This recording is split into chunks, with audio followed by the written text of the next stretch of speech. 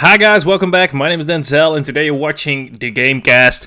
And we're back with a brand new video about Ghost of Tsushima. So before I continue with the video, I want to ask you guys, if you enjoy the content whatsoever, please hit the subscribe button. It would help me out a lot. Thank you very much. So today we're going to talk about Ghost of Tsushima, a game from 2020, July 2020, so almost 4 years old. FYI, we're not gonna drop any spoilers in this video, so you don't have to be scared to get anything spoiled. We're just gonna talk about how the game keeps up with today's standards, and if it's still worth playing in 2024.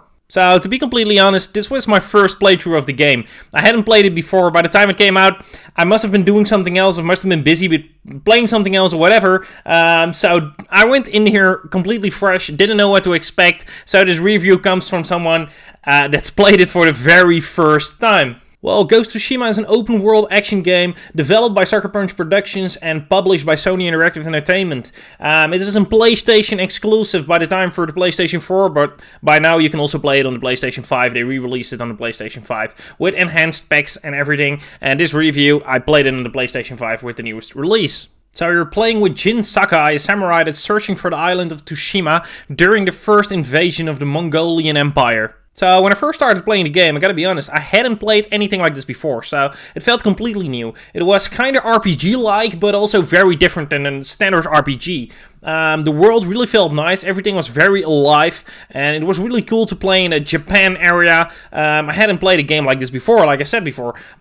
So when you're fighting, you got like multiple stances, so you can use different abilities and different attacks to fight against different leaders. Like, you got the stone stance that's effective against swordsmen, you got the water stance that's effective against shieldsmen, you got the wind stance that's effective against spearmen, and you got the moon stance that's effective against brutes, so big guys.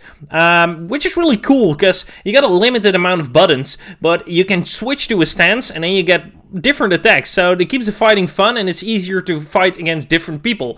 You gotta get used to it, but it's really a very nice feature on the game, because I hadn't seen anything like this before, so it's really nice. You do gotta get used to switching stance mid-fight, because you'll get a numerous amount of enemies coming at you. There will be a fucking swordsman in between, a shieldsman, a spearsman, and a brute, like all at once, and you're gonna have to switch stances mid-fight. So that's something hard to get used to, because I fucked it up a lot of times during the first playthrough, because, well, it's hard, just in the middle of the fight, you just want to fight, you want to parry, you want to dodge, and you can still, don't misunderstand me, you can still use different stances on different enemies. You don't have to use a stone stance against a swordsman. You can also use the water stance, but it's just less effective. So if you want to be the most effective samurai in this game, you're gonna have to learn to switch stances mid-combat. So once you're used to it, it's great. Everything is nice about the game, but the fighting, they put a lot of effort in fighting, and you just notice it and you feel it. I just love it when it's this raw like this. You want a samurai game, so you want some raw action. You want to cut people in half, and you want to see the blood. Sounds really harsh, but that's just how it is, right? You don't want to play a samurai game with some soft combat. No, you don't want to. You want to cut people's arms off, because that feels the best, right? So the game is very beautiful. It's beautiful, but I just want to let you guys know, I kind of saw that the graphics catched up with the game. It's still very beautiful, don't misunderstand me, but it's a game that's 4 years old, so it's not a next-gen game. They developed it for next-gen for the PlayStation 5, but it's not really a next-gen game. It was developed for the PlayStation 4, so keep that in mind. It's not a brand new game from 2024, and of course the advancement of the graphics are that quickly that the games that are released now are just top notch, and this game was top notch at the time, and that's why it still keeps up very great, but it is an older game, so just keep that in mind. So one very cool feature in this game is the wind direction, however you want to fucking call it. Most games do got like a mini map, or got like the north, south, west, east in the top border of the screen, that will tell you where you have to go. Well, this game doesn't have it. This game has the wind direction. So as soon as you open the large map, you put your marker somewhere on the map, the wind starts blowing in that direction. So once you're playing and driving your horse or running around, the wind blows in the direction that your marker's at. So you just gotta follow the leaves and whatever, and the birds in which direction they're blowing with the wind, and that's the direction that you have to go. I kind of had a little bit of struggles with it, because in the beginning sometimes I didn't see the wind blowing, and apparently if you go in the right direction, the wind doesn't blow as hard.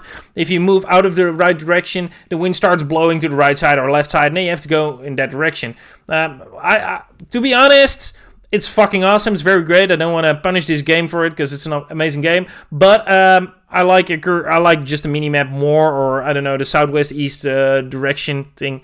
But whatever, it was very cool. After a while, I got used to it. But I'm just I'm just very stupid, so that's my issue. So to drop my opinion on this video for a buy it or leave it, I would say buy it. Definitely buy it. Since it's an older game, it's a lot cheaper. You can even buy a PlayStation 4 edition and put it in your PlayStation 5, because of course you can do it with the PlayStation 5. You can use the older games from your PS4 and put them in there and play them, which makes it even more cheap. But of course, I do recommend buying the next gen edition, which has the enhanced graphics and stuff, and it just looks amazing. The game is very awesome. If you like an open world RPG kind of game, it's not really an RPG, but it looks pretty much the same. The combat is nice, the fighting is nice, the difficulty is great, everything is very good about it.